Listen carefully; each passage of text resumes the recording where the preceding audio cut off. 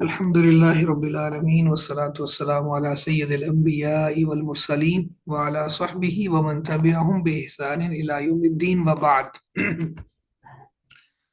باب شروط الصلاة، نماز کی شرطوں کا باب۔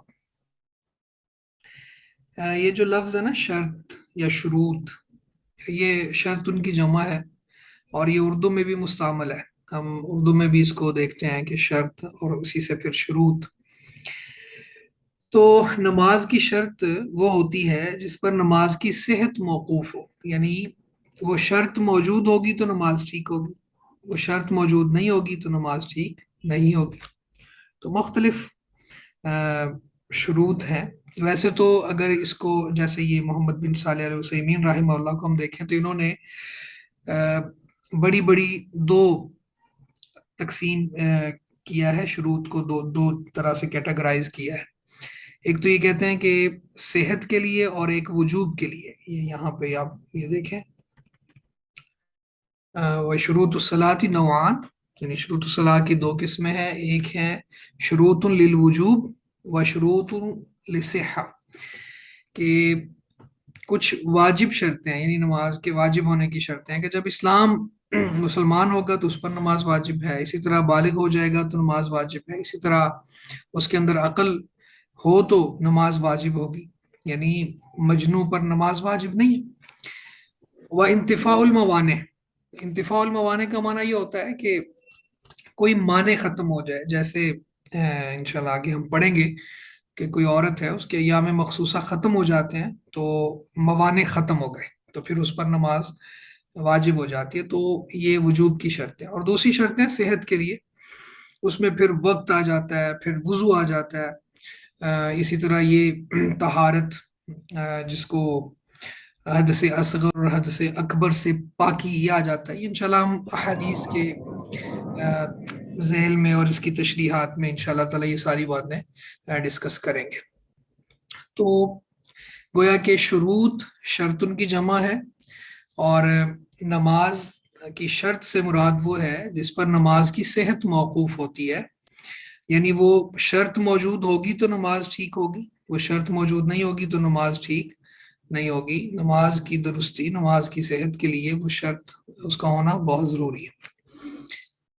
تو پہلی روایت اس باب کی علی بن طلق رضی اللہ تعالیٰ عنہ سے ہے، قال قال رسول اللہ صلی اللہ علیہ وسلم اذا فسا احدکم فی الصلاۃ فلینصرف ولیتوضا ولیعید الصلاۃ۔ علی بن طلق رضی اللہ تعالیٰ عنہ کہتے ہیں کہ رسول اللہ صلی اللہ علیہ وسلم نے فرمایا، اذا جب فسا ہوا خارج کرے، احدکم تم میں سے کوئی ایک، فی الصلاۃ نماز میں، فلینصرف تو وہ نماز سے پلٹ آئے۔ فلینصرف کا معنی یہ ہے کہ وہ نماز کو چھوڑ دے، اب نماز سے باہر نکل آئے، واپس پلٹ آئے۔ ولیتوضا اور اس کو چاہیے کہ وضو کرے، ولیعد الصلاۃ اور نماز کا اعادہ کرے، نماز کو لوٹائے، یعنی نئے سرے سے دوبارہ نماز پڑھے۔ تو یہ روایت ہے ہمارے پاس، اس کو میں دوبارہ سے ایک دفعہ ٹرانسلیٹ کر دیتا ہوں اور اس کے بعد پھر انشاءاللہ اس سے جو ہمیں فوائد اس سے اخذ ہوں گے وہ انشاءاللہ آپ کے ساتھ شیئر کرتا ہوں۔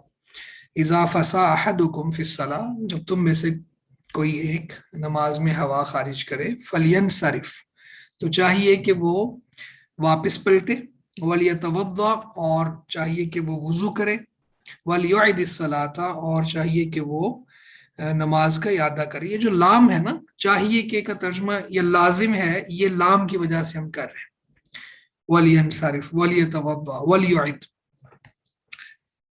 تو یعنی یہ لازم کا معنی یہ لام دے رہی ہے، جس سے یہ ثابت ہوتا ہے کہ نماز اس کی ختم ہو گئی ہے اور وہ نماز سے باہر آ جائے گا اور پھر وضو کرے گا، اور وضو کرنے کے بعد نماز کو لوٹائے گا، دہرائے گا اور اس کا اعادہ کرے گا۔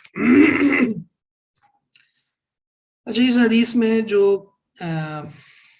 الفاظ ہیں، ایک لفظ تو یہ ہے فسا، تو ان اللہ لا یستحی من الحق، اللہ تعالیٰ حق بات کہنے سے نہیں شرماتا، یہ حدیث بھی اس بات کی دلیل ہے کہ اللہ کے رسول صلی اللہ علیہ وسلم نے ہمیں بہت باریکی کے ساتھ ایسے مسائل جس کو ہم بعض اوقات حیا مانے آ جاتا ہے اور اس کو رکاوٹ بنا کے اس طرح کے مسائل ہم نہیں سیکھ پاتے، تو یہ حدیث بھی اس بات کی دلیل ہے کہ جیسے ہم کہتے ہیں نا شرع میں شرم نہیں ہوتی، اللہ کے نبی صلی اللہ علیہ وسلم بعض ایسے احکامات اور ایسے مسائل جن کا تعلق حیا سے تھا لیکن آپ نے تفصیلاً بتائے، تو شریعت کو سیکھنے کے لیے اس طرح کی کوئی بھی بات اگر آ جائے تو یہ عین حیا کے مطابق ہے، یہ حیا کے منافی نہیں ہے۔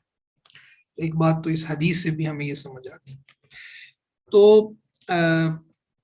عربی زبان میں یا دوسری احادیث میں جو الفاظ ہیں وہ ایک لفظ ہوا کے خارج ہونے کے لیے یہ فسا کا استعمال ہوتا ہے، اور دوسرا لفظ ہوتا ہے اس کو کہتے ہیں زرات، زاد را حمزہ اور تا، زرات۔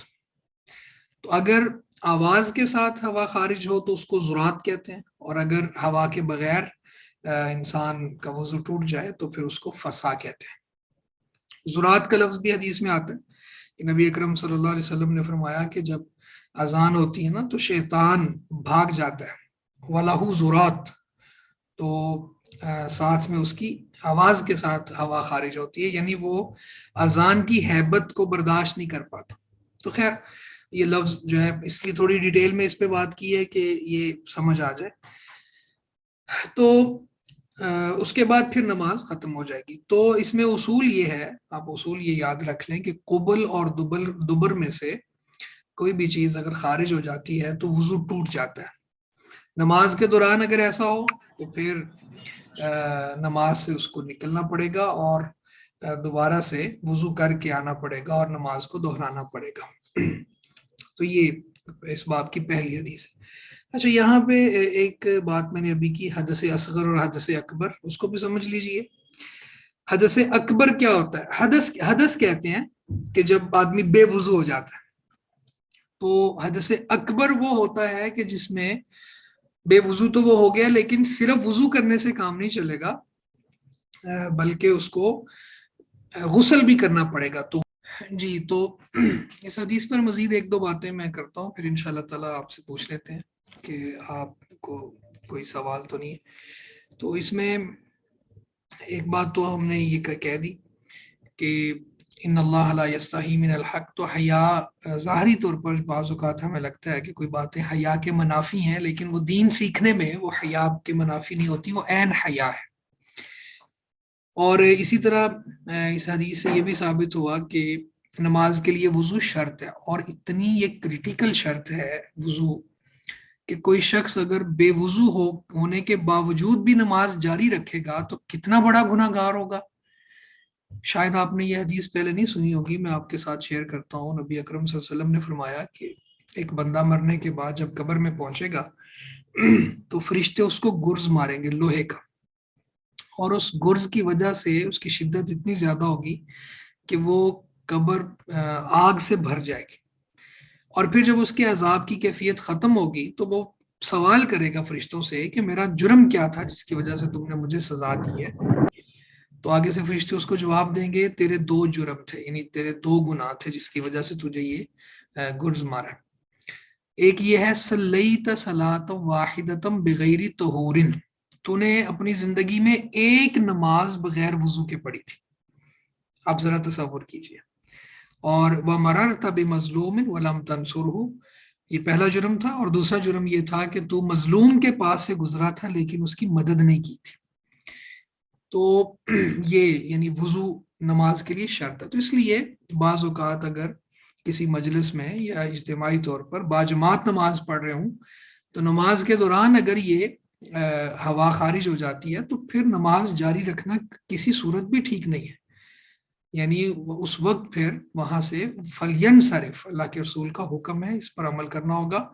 بے وضو نماز جاری آدمی نہیں رکھ سکتا کہ وہ سمجھے جی میں اب جاؤں گا تو یہ لوگ کیا کہیں گے، کس طرح کی بات کریں گے، تو قطعاً نہیں۔ تو آپ دیکھیں کہ یہ دوسری بات یہ ہے کہ جو کوئی اگر بھول کے بے وضو نماز پڑھ لے، بھولنے سے مراد یہ ہے کہ اس کو تھا کہ شاید میرا وضو ہے لیکن وضو اس کا ٹوٹ چکا تھا، تو یہ بھولا ہوا ہے جان بوجھ کے. جو میں نے پہلے حدیث بتائی وہ جان بوجھ کے تھی لیکن یہاں پہ اس کو بھول کے بعد میں یاد آیا کہ وہ میرا تو وضو نہیں تھا, میں نے نماز پڑھ لیا, تو اب وہ نماز کو دہرائے گا کیونکہ وضو نماز کے لیے شرط ہے. تو یہ اسی طرح پھر وہ جو بات میں نے کی کہ حیا کے معاملات, تو یہ یہاں تک اس کی تفصیلات. آپ کا کوئی سوال ہے اس حوالے سے تو پوچھ لیں, ورنہ پھر ہم آگے مزید احادیث پڑھتے ہیں انشاءاللہ.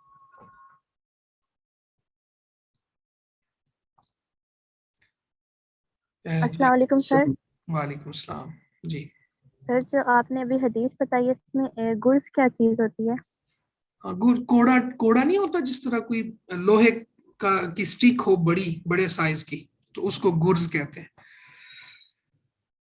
Okay sir. اچھا جی آگے السلام چلیں. علیکم جی سر, ایک سوال ہے, کیا نماز کا اعادہ کرنے کا مطلب بالکل شروع سے اس کو پڑھنا ہوگا, یا جہاں سے وضو ٹوٹا تھا وہاں سے آگے کنٹینیو کریں گے؟ نہیں, شروع سے, اس کی نماز ختم ہو گئی ہے.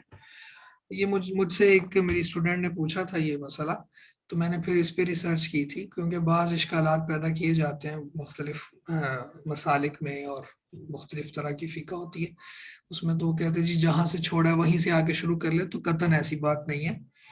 جو اتھینٹک دلائل ہیں ہمارے پاس وہ اس بات کی طرف اشارہ کرتے ہیں کہ اس کی نماز ختم ہو گئی ہے, اب وہ شروع سے آ کے نماز پڑھے گا, یعنی دوبارہ سے وہیں جوائن نہیں کرے گا. ٹھیک ہے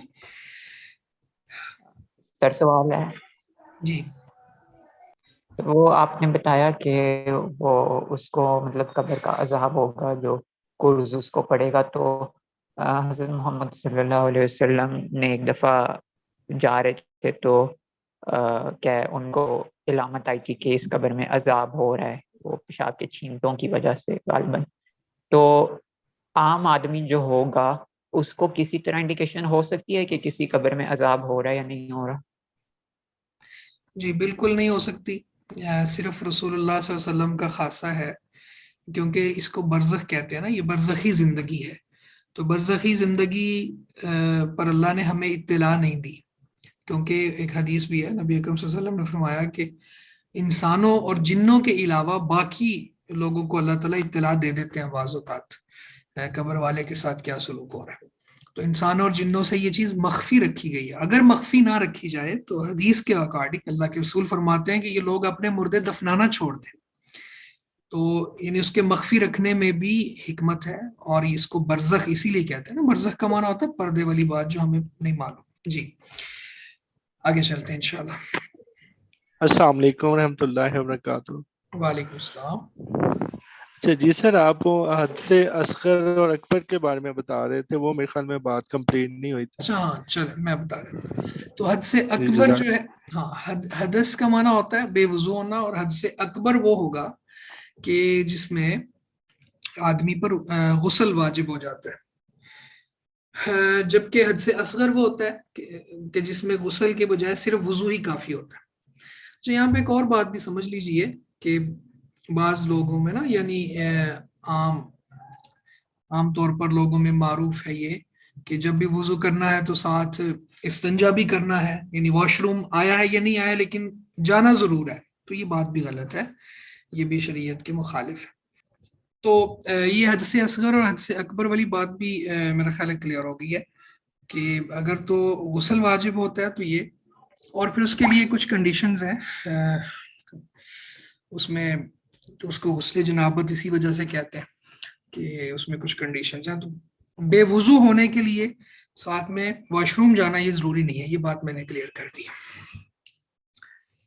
اس کے بعد اگلی حدیث عائشہ رضی اللہ تعالیٰ عنہ سے ہے, ان النبی صلی اللہ علیہ وسلم قال, نبی اکرم صلی اللہ علیہ وسلم سے کہ آپ نے فرمایا لا يقبل اللہ صلاۃ حائض الا بخمار, نہیں قبول کرتا اللہ صلاۃ حائض بالغہ عورت کی نماز, الا بخمار مگر خمار کہتے ہیں وہ چادر جو سر پر لی جاتی ہے, دوپٹہ کہہ لیں آپ اس کو. تو چادر کے بغیر بالغہ عورت کی اللہ تعالیٰ نماز قبول نہیں کرتا. اس کو اوڑھنی بھی کہہ سکتے ہیں آپ, خمار کو دوپٹہ بھی کہہ سکتے ہیں. تو اس حدیث میں اگر ہم غریب الحدیث کی بات کریں، غریب الحدیث کا معنی کیا ہوتا ہے بھلا؟ سر جو حدیث کے اندر مشکل الفاظ ہوتے ہیں ان کی لغت کو کہتے ہیں. ٹھیک ہے، ویری نائس، شاباش. تو یہاں پہ ایک تو سر لفظ جی غریب الحدیث سر ایسی حدیث کو بھی تو کہتے ہیں جس کو صرف ایک صحابی نے بیان کیا ہو. اصل میں یہ دو اصطلاحات ہیں نا، ایک تو غریب الحدیث ہے اور ایک ہے حدیث غریب. تو وہ جو آپ کہہ رہے ہیں نا وہ ایک سند والی حدیث ہے، لیکن یہاں جو غریب الحدیث ہوتا ہے نا اس سے مراد مشکل الفاظ ہیں، یعنی جو خاص ٹرمز ہوتی ہیں یا مشکل الفاظ ہوتے ہیں تو ان کو. تو خیر یہاں پہ ایک ہی لفظ ہے، دو لفظ ہیں بلکہ، ایک تو یہ حائز. اب یہ حائز جو ہے نا اس کو آپ دیکھ لیں کہ حدیث کی یہ ٹرم بن گئی. بالغ عورت کی نشانی کیا ہے کہ جب اس کو حیض آئے. تو نفاس وغیرہ بھی تو ظاہر بالغ کو ہی آئے گا، لیکن وہ بلوغت کی نشانی نہیں ہے. بلوغت کی نشانی یہاں سے شروع ہوتی ہے. تو جو بالغ ہو گئی ہے یعنی جوان ہو گئی ہے لڑکی، تو اس کی نماز اللہ قبول نہیں کریں گے الا بخمارن. یہ خمار جو ہے میں نے ابھی بتا دیا آپ کو کہ خمار کہتے ہیں ایسی اوڑھنی جس سے سر ڈھانپا جاتا ہے. ٹھیک ہے، سر ڈھانپا جائے تو وہ خمار ہے. اب اس حدیث میں کئی باتیں ہمارے سامنے آ سکتی ہیں. ایک بات تو یہ ہے کہ نماز مقبول بھی ہوتی ہے، مردود بھی ہوتی ہے. نماز مقبول کب ہوگی؟ جب وہ سنت کے مطابق ہوگی، اس کی شروط پوری ہوں گی تو پھر وہ مقبول ہوگی. اور مردود کب ہوگی؟ یعنی رد کر دی جائے گی جب اس کے اندر شرائط موجود نہیں ہوں گی یا وہ according to Shariah according to سننا نہیں ہوگی. تو نماز گویا کہ صرف اس کو پڑھ لینا کافی نہیں ہے، بلکہ اس کو شروط کے ساتھ اور سنت کے مطابق پڑھنا ضروری ہے. یہی وجہ نا رسول اللہ صلی اللہ علیہ وسلم نے فرمایا تھا صلو کما رأیتمونی اصلی. آپ صرف یہ بھی تو کہہ سکتے تھے نا نماز تو پڑھو نا، جیسی بھی پڑھتے ہو پڑھو تو صحیح. نہیں، آپ نے یہ نہیں کہا. یہی وجہ ہے کہ ہم باریکی کے ساتھ نماز کی شروط کو پڑھ رہے ہیں. آگے بھی اور بہت سی چیزوں کو ہم پڑھیں گے. تو ایک بات اس حدیث سے یہ ثابت ہوتی ہے کہ نماز رد بھی کی جا سکتی ہے اور مقبول بھی ہو سکتی ہے. دوسری بات یہ ہے کہ جو سر کا ڈھانپنا بالغہ عورت کے لیے بہت ضروری ہے، یہ اس کی نماز کی شرط ہے. اسی طرح اگلی حدیث جو ہے وہ جابر رضی اللہ تعالیٰ عنہ سے فرماتے ہیں نبی صلی اللہ علیہ وسلم قال له، بے شک نبی اکرم صلی اللہ علیہ وسلم نے ان سے فرمایا ان کان الثوب واسعا، اگر ہو کپڑا کھلا وسیع، فلتحف به، تو اس کو لحاف کی طرح اپنے اوپر لپیٹ لو. یعنی فی الصلاۃ، یعنی نماز میں. اور صحیح مسلم کے الفاظ ہیں وَلِمُسْلِمٍ فخالف بین طرفیہ، بس مخالفت کر اس کے کونوں کے درمیان، یعنی ایک کونا اس طرف اور دوسرا کونا اس طرف، یعنی جس طرح چادر آدمی لیتا ہے اپنے اوپر. وَإِنْ كَانَ ضَيِّقًا، یہ تب ہے جب کپڑا کھلا ہو. وَإِنْ كَانَ ضَيِّقًا، اور اگر کپڑا تنگ ہو، فَاتَّزِرْ بِهِ، تو پھر اس کا ازار بنا لو، تہمت بنا لو. یہ بخاری مسلم کی روایت ہے. آپ ذرا دیکھیں اس حدیث میں سب سے پہلے جو ہمیں بات ثابت یا سمجھنی چاہیے وہ یہ ہے کہ رسول اللہ صلی اللہ علیہ وسلم کے دور میں آپ دیکھیں کہ اللہ کا پسندیدہ ترین دور تھا وہ، اور اللہ کے منتخب بندوں کا دور تھا. اور خود رسول معظم صلی اللہ علیہ وسلم کا ارشاد ہے خیر القرون کرنی ثم الذین یلونہم ثم الذین یلونہم، کہ سب سے بہترین میرا دور ہے اور اس کے بعد جو اس کے ساتھ ملا ہوا ہے اور اس کے بعد جو اس کے ساتھ ملا ہوا ہے. تو آپ ذرا یہ دیکھیں کہ اس دور میں یہ حدیث کا علم وافر موجود تھا، قرآن مجید نازل ہو رہا تھا، قرآن مجید کی تفسیر بھی بہت اچھے طریقے سے اللہ کے رسول خود اس کی پریکٹس کر کے سکھا رہے تھے صحابہ. لیکن مال و متاع کی کمی تھی، دنیاوی جاہ و جلال نہیں تھا، دنیا کا سٹیٹس نہیں تھا اس وقت. یعنی آپ دیکھیں گے کہ اگر پیرالل ہم سٹڈی کریں تو اس وقت بھی کافروں کے پاس سب کچھ ہی تھا. لیکن رسول اللہ صلی اللہ علیہ وسلم کے پاس دنیا کا مال نہیں تھا، صحابہ کرام میں سے بھی بہت کم تھے جن کے پاس تھا۔ تو یہاں بھی آپ یعنی اس سے ہم یہ سمجھ سکتے ہیں کہ اللہ رب العزت کو جو مطلوب اشیاء ہیں یا جو اللہ چاہتا ہے وہ یہ ہے کہ میرے مومن بندے وہ دین کو صحیح معنوں میں پریکٹس کریں، کیونکہ وہ بہترین دور کہا گیا، اور پھر نہ ہی کوئی شخص یہ سمجھے کہ دنیا میں مال و متاع یہ اللہ کی خوشنودی اور رضامندی کی دلیل ہے۔ اسی مضمون کو اللہ رب العزت نے سورہ کہف میں ایک مثال کے ساتھ سمجھایا نا، کہ وہ جو دو دوست تھے اور ایک مسلمان تھا، ایک کافر تھا، ایک کے پاس 2 باغ تھے، ٹھیک ہے، اور وہ باغ بھی انگوروں کے تھے، کھجوریں لگی ہوئی تھی، اس میں کھیتی چل رہی تھی، نہر چل رہی تھی۔ وہ آپ پڑھ سکتے ہیں وہاں پہ قرآن مجید کی تفسیر میں، وَحَفَفْنَاهُمَا بِنَخْلٍ وَجَعَلْنَا بَيْنَهُمَا زَرْعًا كِلْتَا الْجَنَّتَيْنِ آتَتْ أُكُلَهَا، ٹھیک ہے، باغ پھل بھی پورا دے رہے تھے۔ تو اب جب وہ اپنے باغ میں داخل ہونے لگا تو اس نے کہا کہ میں یہ سمجھتا ہوں کہ یہ ہمیشہ رہے گا۔ تو اس ساتھ والے نے سمجھایا کہ دیکھو میرے پاس مال نہیں ہے اور میرے پاس نوکر چاکر بھی نہیں ہے، اولاد میں بھی میں کم ہوں، اقل مال وعدد، لیکن میرا یہ عقیدہ ہے کہ میں اپنے رب پر ایمان لاتا ہوں اور اپنے رب پر اس کی توحید کا اقرار کرتا ہوں، اور یہ سمجھتا ہوں کہ میرا رب مجھے اس سے بہتر دینے پر قادر ہے، اور تیرے یہ باغات تباہ کرنے پر بھی قادر ہے۔ تو کہتا ہے نا یہ ہمیشہ رہیں گے، تو اللہ کہتا ہے فَوْحِيتَ بِثَمَرِهِ، تو اس کے وہ پھل مارا گیا اور اس کے باغ تباہ ہو گئے۔ تو خیر یہ واقعہ بیان کرنے کے بعد اللہ رب العزت یہ فرماتے ہیں پھر المال والبنون زینت الحیات الدنیا والباقیات الصالحات خیر عند ربک ثوابا وخیر عملا، کہ یہ مال، یہ بیٹا، یہ دنیا کی زندگی کی زینت ہے، اگر میرے نزدیک اس دنیا کی ویلیو مچھر کے پر کے برابر بھی ہوتی، ما سکا کافرا شربۃ ماء، تو میں کافر کو پانی کا ایک گھونٹ بھی نہ دیتا۔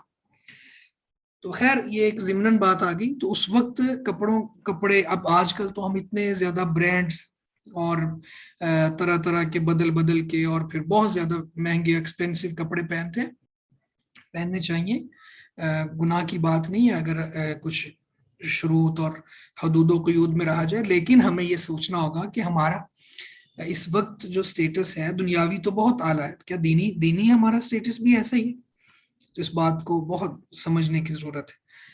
تو اللہ کے رسول صلی اللہ علیہ وسلم جابر کو کہہ رہے ہیں کہ ان کان الثوب واسعا، اگر کپڑا کھلا ہو، فلتحف بہ، تو پھر تو جس طرح لحاف کو پورے بدن پہ لپیٹ لیا جاتا ہے تو پھر ٹھیک ہے، پھر تو کوئی مسئلہ ہی نہیں ہے نماز میں۔ ولی مسلم، اور صحیح مسلم میں ہے فخالف بین طرفیہ، تو کپڑا کھلا ہے تو رائٹ لیفٹ اس کے مخالف کونے ایک دوسرے کے اوپر پھینک دو اور نماز پڑھ لو، یعنی پورا بدن ہی ڈھانپ دیا گیا نا۔ وَإِنْ كَانَ ضَيِّقًا، اور اگر کپڑا کم ہو، فَاتَّزِرْ بِهِ، تو پھر اس کا ازار بنا لو۔ اور ایسے صحابہ بھی تھے جن کے پاس تن ڈھانپنے کے لیے پورا کپڑا نہیں ہوتا تھا، تو آپ نے ان کے لیے یہ حکم دیا کہ وہ پھر اس کو ازار بنا لیں، کیونکہ جو سطر مغلظہ ہے اس کو ڈھانپنا بہت ضروری ہے۔ تو یہ حدیث ہے۔ اسی طرح وَلَهُمَا، ان دونوں میں کے لیے ہی، یعنی بخاری مسلم میں ہی ہے، من حدیث ابی ہریرہ، ابو ہریرہ رضی اللہ تعالیٰ عنہ کی حدیث ہے۔ یہ ابو ہریرہ رضی اللہ تعالیٰ عنہ کا تھوڑا تعارف آپ کو کروایا گیا ہوگا، کسی کو کوئی یاد ہے تھوڑا سا بتانا چاہے؟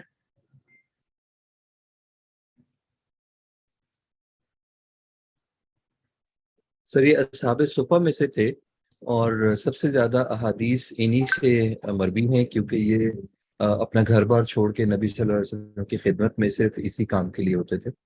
اور ان کے وہ مشہور واقعات میں ایک واقعہ یہ ہے کہ ان کو غزوہ خندق میں، حالانکہ انہوں نے خیبر میں حالانکہ انہوں نے شرکت نہیں کی تھی، لیکن نئے مسلمان ہوئے تھے تو ان کو غنیمت میں حصہ دیا گیا تھا۔ دوسرا مشہور واقعہ ان کا وہ ہے جہاں لوگوں نے ان سے کہا کہ نبی صلی اللہ علیہ وسلم کبھی کبھی غصے میں بھی ہوتے ہیں تو ہر بات مت لکھ لیا کریں، تو انہوں نے نبی صلی اللہ علیہ وسلم سے پوچھا کہ کیا میں ہر بات نہ لکھا کروں؟ تو رسول اللہ صلی اللہ علیہ وسلم نے کہا کہ نہیں، اس زبان سے کبھی بھی جھوٹ نہیں نکلتا، تو اس لیے میں جو کچھ بھی کہا کروں اس کو لکھ لیا کرو۔ اور تیسرا واقعہ وہ ہے جہاں پر انہوں نے اپنی ماں کے لیے دعا کروائی تھی کہ یا رسول اللہ میری امی کے لیے دعا کر دیں. وہ آپ کو برا بھلا کہتی ہے، مجھے اچھا نہیں لگتا. تو جیسے ہی دعا کروائی اس کے بعد جلدی جلدی اپنے گھر کی طرف بھاگنے لگے، اور انہوں نے جب گھر پہنچے تو دیکھا ہو کہ والدہ مسلمان ہو چکی ہیں اور غسل فرما دیں. تو کہنے لگے کہ میں اصل میں یہ دیکھنا چاہ رہا تھا کہ نبی کی دعا پہلے عرش پہ جاتی ہے یا پہلے میں اپنے گھر پہ پہنچتا ہوں. تو یہ 2-3 واقعات مجھے ان کے یاد ہیں. ٹھیک ہے، بہت خوب. اچھا، ایک ان کا میں بھی بتا دیتا ہوں. ان کا قول ہے، یعنی خود یہ فرماتے ہیں، ان کا نام عبد الرحمن بن صخر ہے. یہ خود کہتے ہوتے ہیں کہ میں بہت ہی غریب تھا. یعنی کہتے ہیں کہ نشأت یتیما، میری جب پرورش ہوئی تو میں یتیم تھا. وہاجرت مسکینا، اور جب میں نے ہجرت کی تو میں مسکین تھا. مسکین کی ڈیفینیشن کیا ہے؟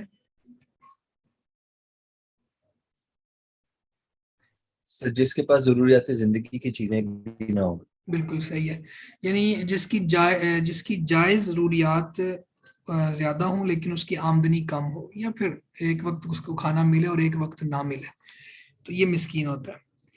تو کہتے ہیں وہاجر تو مسکینا، میں نے جب ہجرت کی تو مسکین تھا. وَكُنْتُ أَجِيرًا لِابْنِ غزوان بِطَعَامِ بَطْنِي، میں ابن غزوان قبیلے کی بکریاں ہانکا کرتا تھا اپنے پیٹ کے لیے. آپ ذرا دیکھیں کہ سب سے زیادہ احادیث کو روایت کرنے والے ہیں، اور جیسے ابھی بھائی نے بتایا 3 واقعات، تو کتنے خوبصورت ہیں، اور اللہ کے نبی صلی اللہ علیہ وسلم کے ساتھ کس طرح کا تعلق ہے. تو لیکن حالت یہ ہے، کہتے ہیں کہ میں ابن غزوان قبیلے کی بکریاں ہانکا کرتا. اہدو بہم اذا راکبوا واحتتبوا اذا نزل، کہ جب وہ سواریوں پر سوار ہوتے تھے تو میں پیچھے سے سواریوں کو ہانکتا تھا، اور جب وہ کہیں کسی جگہ پہ پڑاؤ ڈالتے تھے تو میں ان کے لیے لکڑیاں اکٹھی کر کے آگ جلاتا تھا. فالحمد للہ الذی جعل الدین قواما وابا ہریرہ اماما، اس اللہ کے لیے ساری تعریف ہے کہ جس نے اس دین کو مضبوطی بخشی اور ابو ہریرہ کو حدیث کا امام بنا دیا. آج آپ دیکھیں، آپ اور میں کتنے صدیوں بعد بھی ان کا نام لے رہے ہیں. یہ کس وجہ سے ہے؟ یہ بڑے بڑے اس وقت کے تاجر تھے، بڑے بڑے بزنس مین تھے، بہت زیادہ دنیا دار تھے، اور اس وقت ان کا ڈنکا بجتا تھا.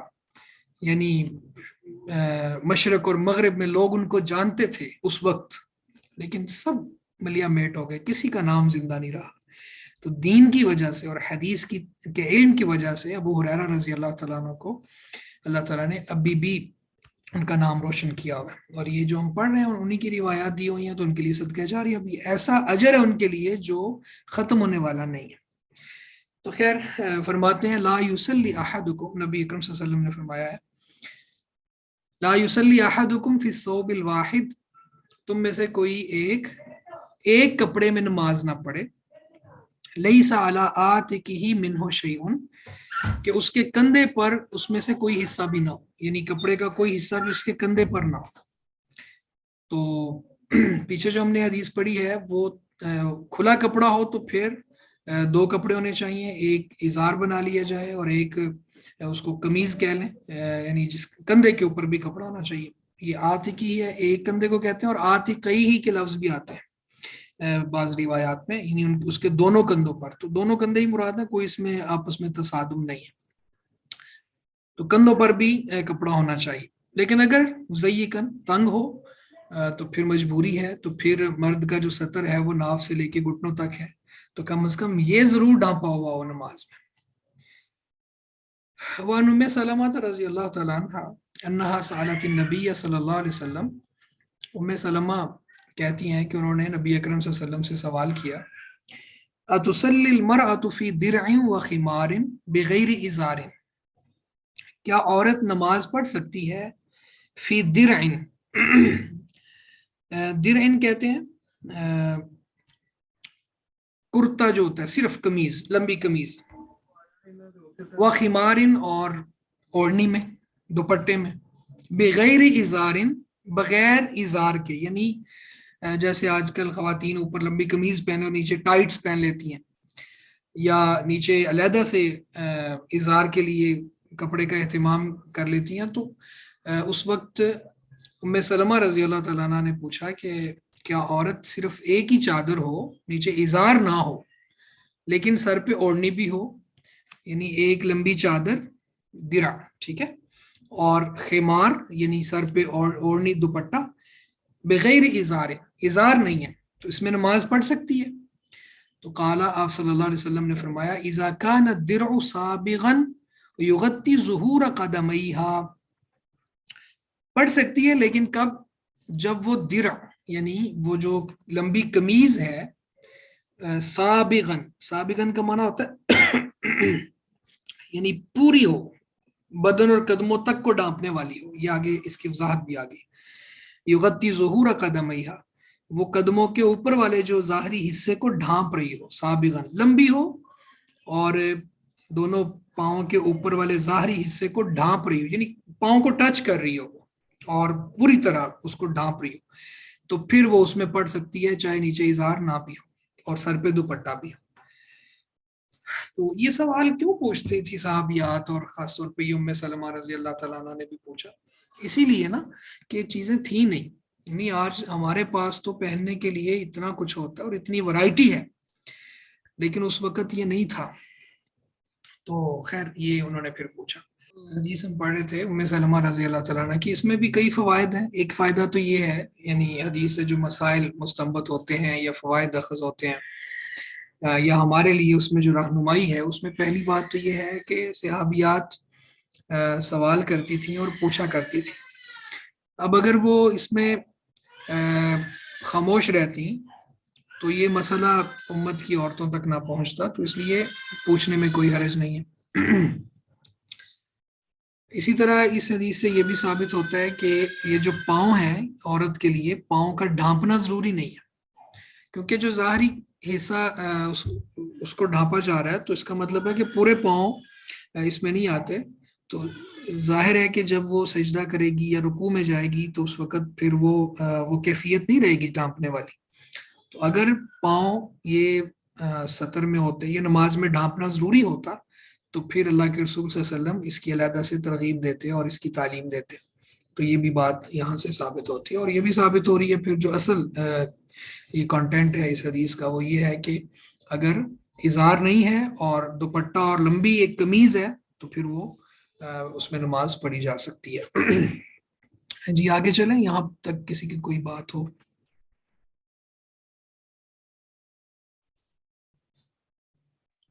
सर ये अरबों में जो अभी का लिबास है, जो अभी इनके कल्चर में, वो ज्यादा तोप पहनते हैं, मतलब जो पूरी कवर कर लेते हैं जिस्म को। तो ये बाद में उनमें राइज हुआ है या उस वक्त जो था वो हमारी मतलब कमीज शलवार इस तरह का लिबास था उनका? मेरा ख्याल है शलवार कमीज तो खैर उस वक्त भी नहीं था। जैसे आप कह रहे हैं, ठीक कह रहे हैं कि वो तोप टाइप और इस तरह की लंबी पहन लेते थे, लेकिन नीचे वो कुछ ना कुछ पहनते थे। यही वजह है ना, ये सवाल भी बता रहा है कि पूछने की वजह भी यही है कि बाज़ औक़ात जिसके पास नहीं है तो वो क्या करे।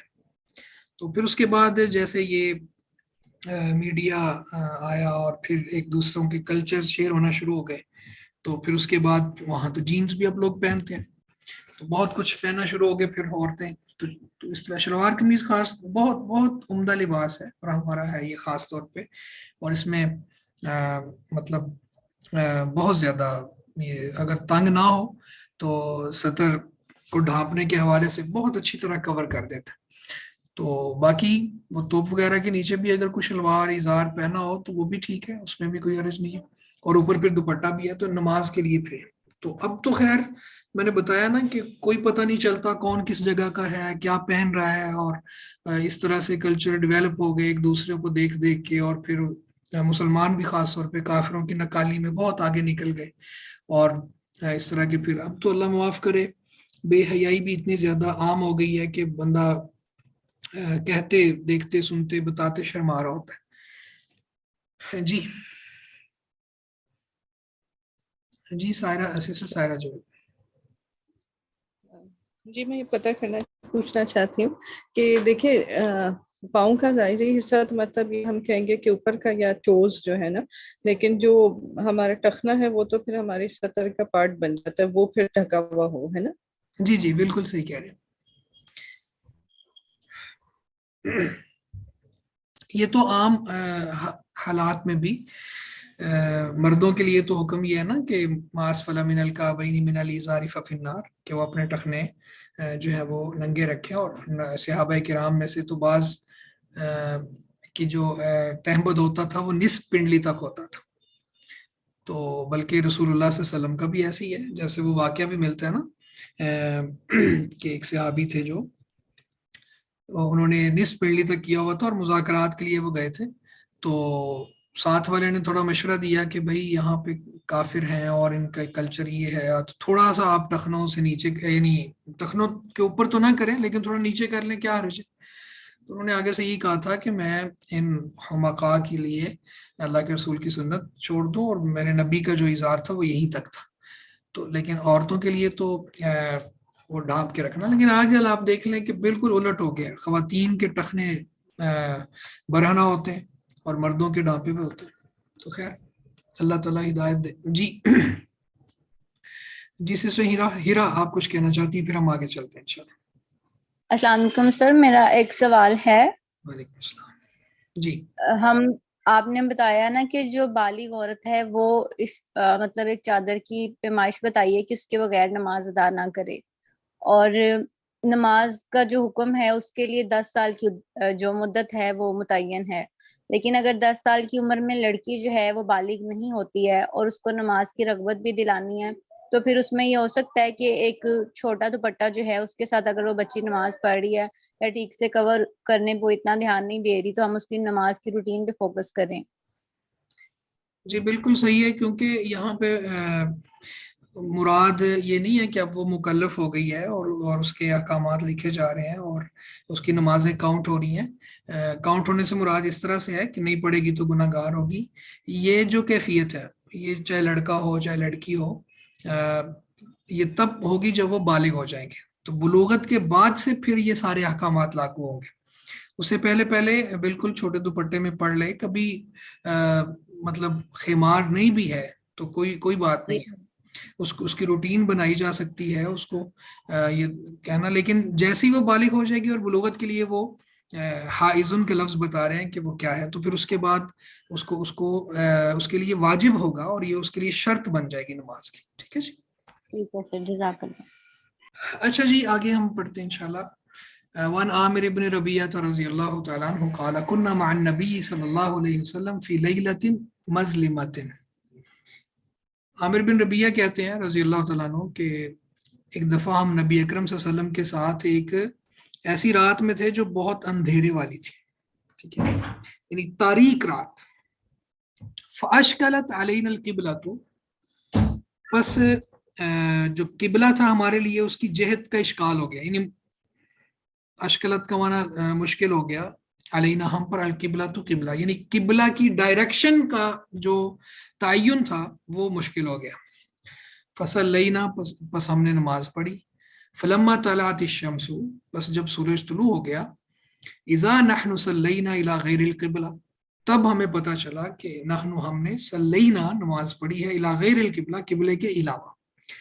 یعنی جب سورج طلوع ہو گیا تو ہمیں پتہ چلا. ظاہر یہ تو پتہ تھا نا کہ ہم نے اس طرف منہ کر کے نماز پڑھی ہے، لیکن چونکہ تاریک رات تھی، نہ کوئی سٹارز تھے نہ ہی کوئی اور روشنی تھی. جیسے اللہ تعالیٰ نے کہا نا کہ ستاروں کے فوائد میں ایک تو یہ فائدہ ہے کہ آسمان دنیا کو ہم نے مزین کیا ہے، اور اسی طرح یہ شیاطین کو رجم کرنے کے آلات ہیں، اور اسی طرح سے اس سے لوگ رہنمائی لیتے ہیں. تو وہ رہنمائی کیا ہوتی ہے؟ یعنی وقت کو دیکھ لیتے ہیں، قبلے کی ڈائریکشن کا تعین کر لیتے ہیں. تو چونکہ وہ لیلہ مظلمہ تھی، بہت زیادہ تاریک رات تھی، تو اس وقت تو سٹارز بھی نہیں تھے، تو آسمان پہ کوئی اس طرح کی روشنی بھی نہیں تھی، تو بالکل پتہ نہیں چلا. تو جب صبح سورج طلوع ہوا تو ان کو پتہ چلا کہ ہم نے جو نماز پڑھی تھی وہ تو قبلہ کی ڈائریکشن کے علاوہ تھی، یعنی کسی اور طرف ہم نے پڑھ لی تھی. فنازلت، بس یہ آیت نازل ہوئی.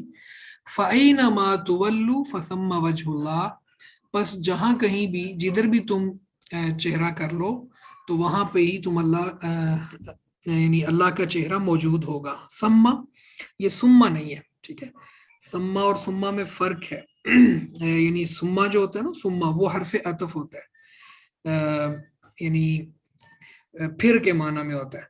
लेकिन जो सम्मा है सा के फतह के साथ, ये ज़र्फ है जो हुनाका के माना में होता है, ठीक है, इसको सुम्मा नहीं पढ़ा जा सकता। तो फसम्मा वजहुल्लाह, फ़इनमा तुवल्लू फसम्मा वजहुल्लाह, तो तुम जिस तरफ रुख करो सो वही अल्लाह का चेहरा है। अब ये हदीस वज़अफ़ तिरमिज़ी में है और इसको ज़ईफ़ भी कहा है। तो अगर इसको सही मान भी लिया जाए तो अगली हदीस को पढ़ लेते हैं, फिर मैं इंशाल्लाह किबले के हवाले से जो मसाइल है वो आपके साथ शेयर करता हूँ। वन अबी हुरैरा रज़ियल्लाहु तआला अन्हु क़ाल क़ाल रसूलुल्लाह सल्लल्लाहु अलैहि वसल्लम, अबू हुरैरा रज़ियल्लाहु तआला अन्हु बयान करते हैं कि रसूलुल्लाह सल्लल्लाहु अलैहि वसल्लम ने फरमाया, मा बैनल मशरिक़ि वल मग़रिबि क़िबलतुन, मशरिक और मगरिब के दरमियान किबला है, यानी मशरिक और मगरिब के दरमियान किबला है। तो ये अहले मदीना को कहा था कि मदीना वाले जो हैं उनका किबला मशरिक और मगरिब के दरमियान है। तो क्या मतलब है इसका? इसका मतलब ये है कि जो लोग काबा के शिमाल या जुनूब में आबाद होंगे तो उनका किबला मशरिक और मगरिब के दरमियान होगा, और इसी तरह से जो लोग मशरिक या मगरिब में आबाद होंगे तो उनका किबला शिमाल और जुनूब के दरमियान होगा। तो ये इश्कालात तब हैं जब या तो मक्का से बहुत दूर फासले पे रहते हों, या फिर यह है कि जैसे वो रात को एक वाक़या, जो अगर उस हदीस को हम सही मान लें तो रात को एक वाक़या पेश आया, तो उस वाक़े को बुनियाद बनाया जा सकता है कि जब किबले की डायरेक्शन का तयन ना हो। तो अगर इन सारी अहादीस का खुलासा हम निकालें तो खुलासा ये है, सबसे पहले तो ये है कि किबले की तरफ रुख करके नमाज पढ़ना ये नमाज की शर्त है, क्योंकि ये बाबू शुरूत सलाह में पढ़ रहे हैं हम, यानी किबले की डायरेक्शन का तयन करके उसकी तरफ रुख करके नमाज पढ़ना ये नमाज की शर्तों में से है। अब 3 सूरतें ऐसी हैं कि जिनमें ये शर्त ख़त्म हो जाती है। पहले नंबर पे ऐसा मरीज जो किबले की तरफ रुख करना उसके लिए पॉसिबल ना हो, बेचारा वेंटिलेटर पे है, या आप यूँ समझ लें कि इतना शदीद बीमार है कि उसके लिए हिलना भी मुश्किल है, इशारे से नमाज पढ़ रहे हैं, तो फिर उसका रुख जिधर भी होगा वो नमाज उसकी हो जाएगी, उसकी यानी वो माजूर है। इसी तरह जब दुश्मन वगैरह से जान का खतरा हो तो उस वक़्त भी जिधर भी मुंह करके नमाज पढ़ ली जाए तो वो नमाज हो जाएगी, उस वक्त भी किबले की तरफ रुख करना ये शर्त नहीं रह जाती। तीसरी बात यह है कि सफ़र में नफल नमाज में, ये आगे आ रही है हदीस कि नफल नमाज में अगर एक दफ़ा किबले की तरफ रुख करके नमाज शुरू कर ली जाए तो फिर सवारी का रुख जिधर हो, किबले की डायरेक्शन ना भी हो, किसी और समत में मुंह हो जाए तो भी नफल नमाज पढ़ी जा सकती है। तो ये 3 सूरतों में वो शर्त नहीं रहती, उसके अलावा फिर बाकी शुरूत रहती है। अच्छा, अब इन हदीस को देख लेते हैं। एक तो हदीस ये है कि ये जो पहली हदीस है ना, जैसे जामे तिरमिज़ी में है और इसको ज़ईफ़ करार दिया, तो इसकी वजह ज़ौफ़ को हम थोड़ा सा देख लेते हैं। इसमें जो मतलब मुहक्किकीन हैं उन्होंने इसके हवाले से बात की है कि इसकी हदीस की जो इसनाद है उसमें अशस सम्मान है और आसिम बिन उबैदिल्लाह, ये दोनों रावी ज़ईफ़ हैं। तो इसके लिए मुख्तलिफ किताबें देखी जा सकती हैं। तो चूँकि ये शरीयत के किसी वाज़ेह हुक्म से टकरा नहीं रही तो इसलिए बफ़र्ज़े सेहत अगर हम कहें कि ये आयत इसी वजह से नाजिल हुई, ये फ़र्ज़ करें नहीं भी नाजिल हुई तो इस आयत को हम इन शराइत के साथ जोड़ सकते हैं ना, क्योंकि जब उज़र होता है, बंदा माजूर होता है, तो फिर उज़र की वजह से महजूरात भी तभी हो जाती हैं, यानी ऐसी चीज़ें जिनसे मना किया गया होता है वो भी मुबाह हो जाती हैं। तो ये शर्त फिर बाज़ औक़ात ख़त्म हो जाने में कोई मसला नहीं होगा। एक ये है कि मरीज़ के लिए, दूसरा ये है कि इश्काल हो जाए यानी बहुत मुश्किल हो जाए, और तीसरा ये है कि सवारी पर कोई शख्स हो तो सवारी पर भी मुश्किल ही होता है तयन, दुश्मन वगैरह भी इसमें आ जाता है कि दुश्मन का खौफ हो। तो ये कुछ सूरतें हैं जहाँ पे फिर ये शर्त नहीं रहता।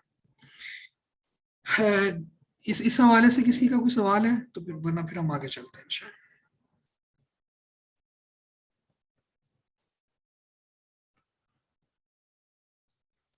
میرا خیال ہے 2-3-4 حدیث پڑھ کے جو آپ سے سوال لے لیتا ہوں نا میں، تو اس سے معاملہ واضح ہو جاتا ہے. زیادہ حدیث ہوں تو پھر سوال بھی میرا خیال ہے بھول جاتے ہیں. ایسے ہی یہ بہتر ہے طریقہ، یا کہ یہ کہ ہم پورے لیکچر کے آخر میں سوالات رکھا کریں؟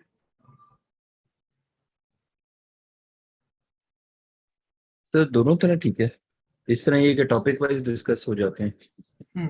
ٹھیک ہے چلیں جی. یہ جو میں ابھی آگے کہہ رہا تھا کہ وہ سواری پر نماز کے حوالے سے، نفل نماز کے حوالے سے، وہ بھی ہے. وعن عامر ابن ربیعہ رضی اللہ تعالیٰ عنہ قال رأیت رسول اللہ صلی اللہ علیہ وسلم، کہتے ہیں میں نے رسول اللہ صلی اللہ علیہ وسلم کو دیکھا، یصلی علی راحلتہ، آپ اپنی سواری پر نماز پڑھ رہے تھے، حیث توجہت بہ، جدھر بھی وہ چلی جاتی یا جدھر بھی وہ رخ فرماتی کرتی، تو آپ اس کے اوپر نماز پڑھ رہے تھے، تو آپ بھی وہاں پہ ہی موجود رہے. یعنی یہ نہیں ہے کہ سواری کا رخ کسی اور طرف ہوا تو آپ نے اپنی ڈائریکشن چینج کر کے قبلے کی طرف کر لی، آپ بھی ویسے ہی سواری کے ساتھ ہی رہے. تو رأیت رسول اللہ صلی اللہ علیہ وسلم، میں نے رسول اللہ صلی اللہ علیہ وسلم کو دیکھا، یصلی علی راحلتہ، آپ اپنی سواری پر نماز پڑھ رہے تھے، حیث توجہت بھی، وہ جدھر بھی رخ کرتی. اب یہ بخاری مسلم میں ہے، اور صحیح بخاری میں تھوڑا اضافہ ہے. وہ اضافہ یہ ہے یومئ برأسہ، یعنی آپ اپنے سر مبارک سے رکوع اور سجدے کا اشارہ کرتے تھے. اب ظاہر ہے کہ وہاں پہ اس طرح کا رکوع تو ممکن نہیں ہے جیسے عام حالت میں آدمی نماز پڑھتا ہے، نہ ہی سجدہ ممکن ہے، تو آپ اپنے سر سے اشارہ کر کے رکوع اور سجدہ کرتے تھے. وَلَمْ يَكُنْ يَصْنَعُهُ فِي الْمَكْتُوبَةِ، اور البتہ فرض نماز میں ایسا نہیں کرتے تھے. اب یہاں پہ ایک بات تو اس کو ہم اب اپنے جو باب ہم پڑھ رہے ہیں اس کے ساتھ ریلیٹ کریں تو یہ بات سمجھ آتی ہے کہ جب نفل نماز سواری پہ پڑھ رہے ہوں تو پھر قبلہ کی جو شرط ہے وہ ختم ہو جاتی ہے. دوسری بات اس حدیث سے یہ ثابت ہوتی ہے کہ سواری پر نفل نماز پڑھی جا سکتی ہے. اور تیسری بات یہ ہے کہ فرض نماز جو ہے وہ سواری پر نہیں ہوتی. اچھا اب اس میں خیر مسائل تو نکل آئے، لیکن ہمارے لیے بھی ایک اس میں نصیحت ہے، وہ یہ کہ جب ہم کبھی کوئی رات کو ٹریولنگ کرتے ہیں تو ہمیں بھی چاہیے کہ ہم باوضو ہو کے گاڑی میں بیٹھ جائیں اور رات کو نوافل پڑھ لیں، تہجد پڑھ لیں. اور آپ پڑھ کے دیکھیں بڑا مزہ آتا ہے اس میں. یعنی ایک تو نبی اکرم صلی اللہ علیہ وسلم کی اس سنت پہ عمل ہو جاتا ہے جو آپ سواری پہ نماز پڑھتے تھے، اور دوسرا یہ ہے کہ سفر بھی، چونکہ سفر میں بڑی مشقت بھی ہوتی ہے، اگرچہ لگژری بسز ہیں، لگژری کارز ہیں، لیکن اس کے باوجود بھی سفر تو سفر ہی ہے. اور پھر اللہ کے ذکر کے ساتھ آپ کا سفر گزرتا ہے. ایک باوضو آپ رہیں گے، بیچ میں نماز پڑھ لیا کریں گے، تہجد یا اس طرح سے کوئی بھی نفل نماز، یا ویسے ہی 2 رکعتیں پڑھی جا سکتی ہیں. تو اس سے کیا ہوگا کہ آپ کا سفر مبارک ہوگا. کیونکہ یہ ابھی 2 دن پہلے میں دیکھ رہا تھا کہ ایک کراچی سے بس آ رہی تھی پنجاب، تو اس کو کوئی آگ لگی ہے رستے میں، تو 10-15 لوگ تو وہاں پہ جل کے فوت ہو گئے اور پوری گاڑی وہ راکھ کا ڈھیر بن گئی. تو ہمیں اور آپ دیکھ لیں سفر کی دعائیں جو اللہ کے رسول پڑھا کرتے تھے جو لمبی، ایک تو ہے نا سوار ہونے کی دعا ہے. سوار ہونے کی دعا کیا ہے؟ سبحان الذی سخر لنا ھذا وما كنا له مقرنین وانا الی ربنا لمنقلبون. یہ دعا صرف سواری پر سوار ہونے کی ہے، یہ سفر کی دعا قطعاً نہیں. سفر کی دعا وہ لمبی ہے، اللہم انی اسألک فی سفرنا ھذا البر والتقوى ومن العمل ما ترضى، یہ ساری دعا. اب اس دعا پر اگر غور کریں تو بیچ میں آتا ہے کہ اللہ میں کعبۃ المنظر، برے منظر سے تیری پناہ مانگتا ہوں، وسوء المنقلب فی المال والاہل، اور اپنے گھر اور مال میں برے لوٹنے سے تیری پناہ مانگتا ہوں. برا لوٹنا کیا ہوتا ہے کہ آدمی بڑا خوش و خرم گیا ہے کہ جی میرا کوئی ٹرپ ہے، اور واپس جب آیا تو اس کی لاش گھر میں آ گئی. تو اس لیے ہمارے لیے یہاں جیسے یہ ہمیں پتہ چلا کہ قبلہ شرط نہیں ہے، اسی طرح ہمیں یہ بھی پتہ چلا کہ ہمیں اپنے سفر کو مبارک بنانا چاہیے اور سواری پر نماز پڑھنی چاہیے نفل. تو سواری پر نفل ہی ہوتی ہے، فرض نماز نہیں ہوتی. فرض کے لیے ہمیں سواری کو روکنا پڑے گا. اچھا، اس سے اور بھی کچھ مسائل ہم نکال سکتے ہیں کہ جیسے اس دور میں جو سواریاں ہوتی تھیں وہ گدھا تھا، خچر، گھوڑا، اونٹ وغیرہ، تو ان کا ظاہری بدن اور اسی طرح سے ان کا پسینہ وغیرہ جو ہے وہ مطلب ناپاک نہیں ہے ان کے اوپر، چونکہ نماز پڑھی جا رہی ہے نا، تو نماز کے لیے جگہ کا پاک ہونا بھی شرط ہے. تو وہ آگے آ رہی ہیں باتیں یہ بھی انشاءاللہ. تو اس لیے وہاں پہ نماز پڑھی جا سکتی ہے. تو گویا کہ ان کا ظاہری بدن اور پسینہ وغیرہ پاک ہے. اسی طرح شریعت اسلامیہ نے فضیلت والے اعمال میں بڑی آسانی رکھی ہے کہ آدمی کا سفر بھی کٹتا جائے اور اللہ تعالیٰ کے ساتھ ہو، وہ نماز بھی پڑھ رہا ہو اور اللہ کا ذکر بھی کر رہا ہو. ٹھیک ہے، تو یہ اس طرح کے فوائد اس میں سے ہم اور بھی نکال سکتے ہیں. جی سر، فرض نماز کے لیے سواری کو صرف روکنا شرط ہے یا سواری سے اترنا شرط ہے؟ ہاں، میں نے جو روکنے کا کہا اس سے مراد یہی ہے کہ سواری روک کے اتر کے پھر نماز پڑھی جائے گی، چاہے سواری رکی ہوئی ہو، قبلے کی طرف اس کا رخ بھی ہو. تو اگر اس طرح کی سواری ہے نا، سواری سے آپ سمجھیں کہ جیسے سجدہ صحیح نہیں ہو سکتا یا پھر یہ نہیں ہو سکتا، رکوع صحیح طرح سے نہیں ہو سکتا، لیکن اگر آپ کی سواری اس طرح کی ہے جیسے آج کل مطلب ہوتی ہیں، تو آپ کو مسجد نہیں ملتی لیکن جگہ صاف ستھری آپ کی سواری کے اندر ہے، مطلب بہت بڑی بس ہے اس کے اندر آپ نے صاف جگہ رکھی ہوئی ہے، تو وہاں نماز پڑھنے میں کوئی حرج نہیں ہے، کیونکہ اس سے مراد یہ نہیں ہوگا کہ آپ نے سواری پہ پڑھی ہے نماز. اس سے مراد یہ ہوگا کہ آپ نے اس وقت سواری جو آپ کی سواری تھی اس کو روک کے مسجد بنا لی ہے. تو مراد اس سے یہ ہے کہ آپ کے رکوع اور سجود صحیح ہوں. اچھا، اس سے ایک بات سمجھ لیجئے، جیسے ٹرین میں بھی بڑا اس طرح کا موقع ہوتا ہے کہ بندہ، تو وہاں پہ یہ نہیں ہوگا. آپ میری بات شاید اس طرح سے سمجھ جائیں کہ فرض نماز کے لیے آپ کو سواری روکنا اور وہاں سواری سے اتر کے پھر پراپر نماز پڑھنا، اگر مسجد مل جائے تو مسجد میں یا پھر کسی اور جگہ پہ پڑھنا، یا کوئی اور جگہ نہیں ملتی، آپ کو سواری ہی ملی ہے لیکن رکوع اور سجود کا صحیح ہونا، یہ ساری باتیں یہ شرط ہوں گی پھر. جی ولی ابی داود، اور ابو داود میں من حدیث انس رضی اللہ عنہ، انس رضی اللہ تعالیٰ عنہ کی حدیث ہے، کان اذا سافر فاراد ان یتطوع استقبل بناقته القبلة فکبر ثم صلى حيث كان وجه رکابه واسناده حسن. اور ابو داود میں انس رضی اللہ تعالیٰ عنہ کی حدیث ہے کہ کان اذا سافر، جب آپ سفر فرماتے، فاراد ان یتطوع، اور آپ ارادہ کرتے کہ نفل نماز پڑھ لیں. یہ تطوع کا معنی کیا ہے؟ نفل نماز پڑھ لیں.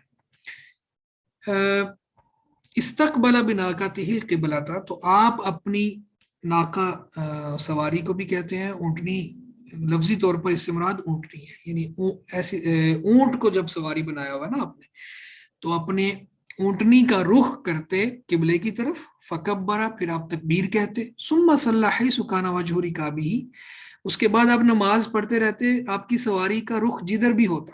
یعنی یہ حدیث ہمیں بتاتی ہے کہ اگر سواری پر آپ نے نماز پڑھنی ہے تو پھر پہلی جب تکبیر کہنی ہے، تکبیر تحریم، تو اس وقت قبلے کی طرف رخ کرنا ضروری ہے، اور اس کے بعد پھر جدھر بھی ہو جائے تو آپ کی نماز جاری رکھیں گے.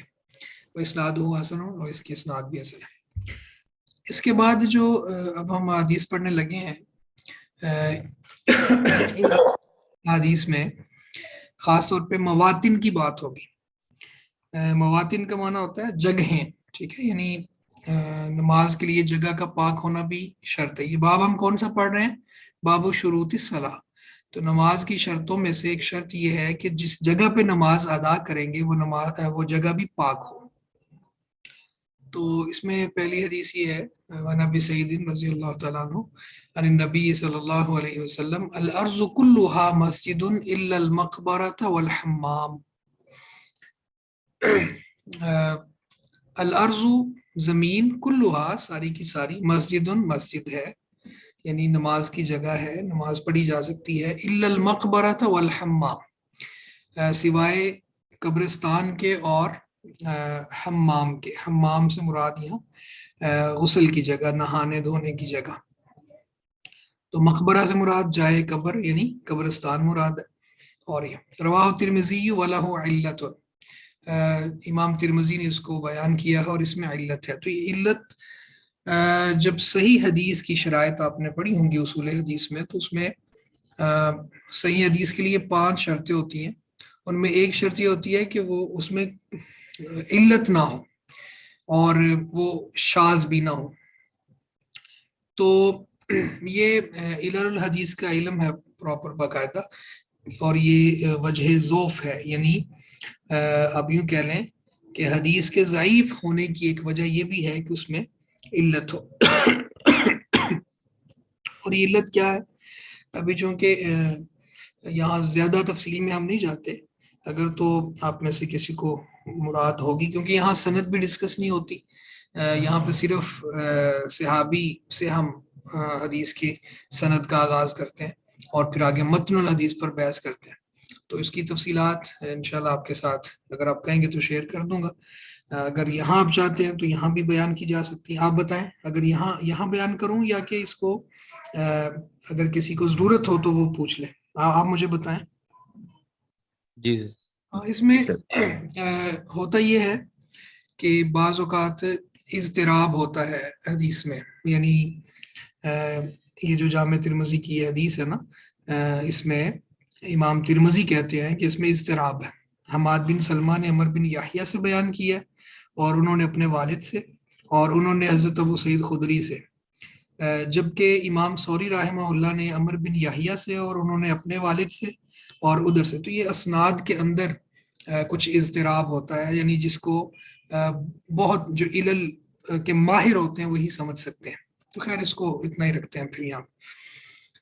تو آگے بھی اگلی حدیث بھی پڑھ لیتے ہیں، پھر انشاءاللہ اس کی ساری تفصیل جو مواتن کے حوالے سے اس کو میں سمرائز کر دوں گا.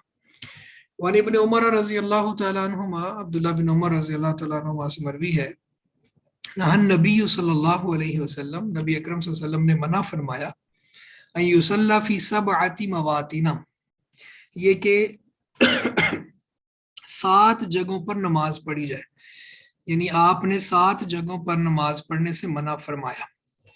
المزبلہ، المزبلہ کہتے ہیں جہاں پہ کوڑا وغیرہ پھینکا جاتا ہے. جگہ خاص ہوتی ہیں بعض علاقوں میں کہ وہاں پہ کوڑا کرکٹی پھینکا جا رہا ہوتا ہے، گندگی اور غلاظت کو وہاں پہ پھینکا جاتا ہے. تو اصل میں یہ لفظ جو ہے نا یہ زبالہ سے ہے. تو زبالہ گھاس پھوس، گندگی، کوڑا، نجس چیزوں کو کہتے ہیں.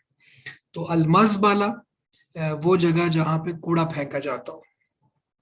تو ظاہر ہے وہ جگہ ہی گندی ہے تو وہاں پہ نماز کیسے پڑھیں گے.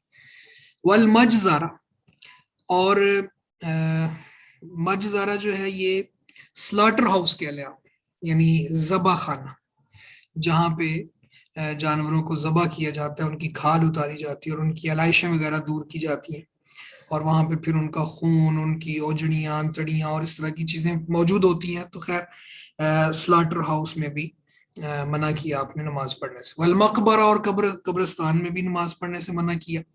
تو قبرستان میں نماز پڑھنے سے منع کرنے کی وجہ بالکل واضح ہے کہ قبر کو سجدہ کرنا حرام ہے، ممنوع ہے. تو وہاں پہ نماز بھی نہیں پڑھی جائے گی کیونکہ نماز میں سجدہ ہوتا ہے. تو نماز جنازہ پڑھی جا سکتی ہے، وہ قبر کے اوپر بھی رسول اللہ صلی اللہ علیہ وسلم نے جا کے پڑھی. تو اس کی وجہ یہ ہے کہ اس میں سجدہ بھی نہیں ہے، رکوع بھی نہیں ہے اور دعائیں ہیں. تو اس سے ثابت ہوتا ہے کہ قبر کو سجدہ بھی نہیں کیا جا سکتا، رکوع بھی نہیں کیا جا سکتا. اسی طرح وقاریات الطریق، عام راستہ، یعنی عام جگہ جو ہے نا وہ اس راستے کو کہتے ہیں جس پر لوگوں کا کثرت سے آنا جانا ہوتا ہے. تو یہاں بھی ظاہر ہے کہ لوگوں کے راستے کو بلاک کرنا اور وہاں پہ نماز پڑھنا، اور اس کو بھی ناپسند کیا اور منع کیا اسے. والحمام، اور نہانے کی جگہ. ومعاطن الابل، معاطن الابل جو ہے اس کا معنی ہے اونٹوں کے سراب ہو کر بیٹھنے کی جگہ، یعنی جہاں پہ اونٹ تسلی سے بیٹھتے ہیں، اونٹوں کا باڑا بھی کہا گیا اس کو، یعنی اونٹوں کا جو گھر ہوتا ہے یا ان کی جو جگہ خاص کی جاتی ہے جہاں پہ وہ کھل کے بیٹھے ہوتے ہیں، یعنی بڑے ریلیکس ماحول میں، تو اس کو معاتن کہتے ہیں. تو معاتن لیبل اونٹوں کی جگہ، اونٹوں کے باڑے میں. تو اس کی جو مطلب محدثین نے وجہ بتائی ہے وہ یہ ہے کہ اگر وہاں پہ اونٹوں کے باڑے میں کوئی شخص نماز پڑھے گا تو اونٹ نقصان نہ پہنچا دے. خیر یہ توجیحات ہی ہیں. وفوق ظہر بیت اللہ، اور بیت اللہ کی چھت پر، بیت اللہ کی چھت کے اوپر، یعنی خانہ کعبہ کی عمارت کی چھت مراد ہے. یعنی اس سے یہ مراد نہیں ہے کہ مسجد حرام کی چھت پر ممنوع ہے، بیت اللہ سے مراد یہاں پہ کعبۃ اللہ ہے. تو کعبۃ اللہ کی چھت پہ نماز پڑھنا، کیونکہ وہاں کوئی دیوار نہیں ہے تو وہاں پہ ایک ڈائریکشن کیا ہوگی، کعبہ تو نیچے ہوگا. تو اس طرح وہ جو یعنی قبلے کی طرف رخ کرنے والی شرط ہے وہ مفقود ہو جائے گی یہاں پہ، یعنی وہ ختم ہو جائے گی. تو اس طرح ہاں بیت اللہ کے اندر تو پھر نماز پڑھتے ہوئے کسی بھی دیوار کو قبلہ بنایا جا سکتا ہے جیسے احادیث میں موجود ہے. خیر یہ 7 چیزیں 7 جگہ ہیں، لیکن یہ روایت ضعیف ہے. روایت تو ضعیف ہے لیکن اس کے باوجود، یعنی اس کی سند میں ابو صالح ہے جس کی وجہ سے اس کو ضعیف کہا گیا ہے، لیکن یہ جگہیں جو مراد ہیں یہاں پہ مانن یہ روایت ٹھیک لگتی ہے. اچھا یہ جو پچھلی روایت تھی کہ الارض کلھا مسجد الا المقبرہ والحمام، یہ روایت انہی الفاظ کے ساتھ اور اس سند کے ساتھ تو ٹھیک نہیں ہے، لیکن نبی اکرم صلی اللہ علیہ وسلم نے یہ جو اپنے خواص بتائے ہیں کہ باقی نبیوں سے مجھے خاص مقام حاصل ہے، اس میں بہت سی چیزیں، ان میں ایک چیز یہ بھی ہے کہ جعلت لی الارض کلھا مسجدا وطہورا، کہ میرے لیے ساری زمین مسجد اور پاکی کی جگہ بنا دی گئی ہے. تو یہ جو خاص جگہیں ہیں جہاں پہ مثلا غلاظت پھینکی جاتی ہے یا پھر کوئی سلاٹر ہاؤس ہے یا قبرستان ہے یا رستے کی جگہ ہے، تو یہ مانن باتیں ٹھیک لگ رہی ہیں. تو اس لیے نماز کہیں بھی پڑھی جا سکتی ہے اگر ان چیزوں کے علاوہ ہو اور شرائط اس میں پائی جاتی ہے. قبروں کے حوالے سے خاص طور پہ صحیح مسلم کی روایت آگے آ رہی ہے. ابو مرثد غنوی رضی اللہ تعالیٰ عنہ، سارے صحابہ کا تعارف تو خیر یہاں موقع نہیں ہوتا، بعض صحابی ہوتے ہیں جن کے بارے میں کوئی نہ کوئی واقعہ یاد آ جاتا ہے یا پھر ان کی کوئی استقامت یاد آ جاتی ہے. تو ابو مرثد غنوی بھی انہی صحابہ میں سے ہیں. یہ اسلام سے پہلے ان کا ایک افیئر تھا مکہ میں، تو جب یہ مدینہ ہجرت کر کے گئے تو رسول اللہ صلی اللہ علیہ وسلم سے انہوں نے کہا کہ مجھے کوئی ٹارگٹ دے، مجھ سے کوئی کام نہیں. تو آپ صلی اللہ علیہ وسلم نے ان سے کہا کہ آپ جاؤ پھر مکہ میں جو ہمارے مسلمان قیدی وہاں پہ موجود ہیں ان میں سے کسی کو اگر چھڑوا کے لا سکتے ہو تو لے آؤ. تو وہ مرثد غنوی کہتے ہیں میں پھر گیا، وہاں گیا تو ایک وہی عورت جس کے ساتھ زمانہ جاہلیت میں میرا افیئر تھا، اس نے مجھے دیکھ لیا اور اس نے مجھے بلایا. تو میں تو اللہ کے رسول کا صحابی بن چکا تھا اور میری نظریں نیچے تھیں. تو اس نے کہا کہ مرثد اگر تم میری خواہش پوری نہیں کرو گے تو میں پھر شور کروں گی اور مکے والے تمہیں پکڑ لیں گے. انہوں نے کہا کہ جو کرنا ہے کر لو، اب میں وہ نہیں رہا، میں اللہ کے نبی صلی اللہ علیہ وسلم کا صحابی بن چکا اور اسلام قبول کر لیا ہے اور اللہ کے نبی صلی اللہ علیہ وسلم کے ہاتھ پر بیعت کر لی ہے کہ اب میں نہ زنا کروں گا اور نہ ہی بے حیائی کا کوئی کام اس کا ارتکاب کروں گا. تو خیر اس نے شور مچایا اور شور مچانے کے بعد پھر ابو مرثد غنوی کہتے ہیں مجھے ایک جگہ پہ ایسی جگہ پہ چھپنا پڑا کہ وہاں پہ اوپر سے انہوں نے ان میں سے ایک شخص نے بیٹھ کے وہاں پہ بول و براز کیا تو مجھے گندگی بھی فیس کرنا پڑی، لیکن میں نے اپنی عفت کو داؤ پر نہیں لگنے دیا اور پھر میں وہاں سے آ گیا. تو خیر یہ ابو مرثد غنوی رضی اللہ تعالیٰ عنہ یہ کہتے ہیں سمعت رسول اللہ صلی اللہ علیہ وسلم یقول، میں نے رسول معظم صلی اللہ علیہ وسلم کو کہتے ہوئے سنا، لا تصلوا الی القبور، قبروں کی طرف نماز نہ پڑھو، ولا تجلسوا علیہا، اور نہ ہی ان پر بیٹھو. यानी कब्रों की तरफ मुंह करके ना तो नमाज पढ़ो और ना ही उन पर मुजावर बन के बैठो। तो इस हदीस से भी कई बातें हमारे सामने आती हैं। एक बात तो ये है कि कब्र की तरफ रुख करके नमाज पढ़ना हराम है, और इसी तरह कब्रिस्तान के अंदर भी नमाज पढ़ना ठीक नहीं है, चाहे जगह पाक ही क्यों ना हो। और अगर कब्र पीछे हो, यानी कब्रिस्तान पिछली तरफ है और आगे कोई कब्र नहीं है, तो फिर आप पढ़ सकते हैं। ये इस तरह अगर कब्रिस्तान जो है उससे पहले बाउंड्री हो, यानी कोई दीवार वगैरह हो। ये बाज़ औक़ात ऐसा होता है कि घर घर इस तरह से बने होते हैं कि साथ ही कब्रिस्तान भी होता है दीवार के साथ, और किबला की डायरेक्शन भी उधर उधर ही होती है, तो फिर भी इंशाल्लाह कोई हर्ज नहीं है, क्योंकि दीवार आ गई है ना। और इसी तरह कि ये बात भी साबित होती है इससे कि कब्रों के ऊपर मुजावर बन के बैठना भी नहीं ठीक। जैसे लोग बैठ जाते हैं और कहते हैं जी हम तो यहाँ के होके रह गए हैं, और बस हमारा आखिरत से ताल्लुक जुड़ गया और दुनिया वालों से ताल्लुक ख़त्म हो गया। तो ये बातें भी शरई एतबार से ठीक नहीं है, क्योंकि रहबानियत भी इस्लाम में नहीं है। ला रहबानियत फिल इस्लाम, खास तौर पे नबी अकरम सल्लल्लाहु अलैहि वसल्लम ने फरमाया था। और वो जो 3 बंदे आए थे ना, जो आजकल असल में लोग खुद से ज्यादा ही अपने आप को साबित करने के लिए या लोगों को दिखाने के लिए या फिर गलत अकायद नजरियात फैल गए हैं, उनकी वजह से वो ये समझते हैं शायद हमको इस तरह का काम करेंगे तो अल्लाह के ज्यादा करीब हो जाएंगे। हालांकि बाज चीजों की तो वाज़े तौर पर ममानियत होती है शरीयत में। और बाकी वो 3 लोग जो आए थे ज़वाजे मुतहरात के पास, उम्महातुल मोमिनीन के पास, तो आप सल्लल्लाहु अलैहि वसल्लम के मामूलात इबादत को देखने के बाद उन्होंने एक एक स्टेटमेंट दी थी। एक ने कहा था कि मैं सारी जिंदगी रोजाना रोजा रखूंगा, और एक ने कहा था कि मैं कभी रात को नींद नहीं लूंगा, यानी सो के नहीं गुजारूंगा, हमेशा जागूंगा और सारी रात तहज्जुद पढ़ूंगा। और तीसरे ने कहा था कि मैं कभी शादी नहीं करवाऊंगा, क्योंकि शादी जो है ये इबादत में रुकावट है। तो रसूलुल्लाह सल्लल्लाहु अलैहि वसल्लम ने इन तीनों को बुला के कहा था कि मैं तुम में से सबसे ज्यादा अल्लाह से डरने वाला हूँ, लेकिन मैं रोजा रखता भी हूँ, छोड़ता भी हूँ, रात को सोता भी हूँ, क़याम भी करता हूँ, और मैंने शादियां भी की हुई हैं। तो जो मेरी सुन्नत से एराज करेगा उसका मेरे साथ कोई ताल्लुक नहीं। तो इसलिए ये जो रहबानियत को इख्तियार करना और कहना जी दुनिया से बिल्कुल कता ताल्लुक हो जाए, तो ये इन चीज़ों की इस्लाम में गुंजाइश नहीं। जी सिस्टर सायरा, आप कुछ पूछना चाह रही?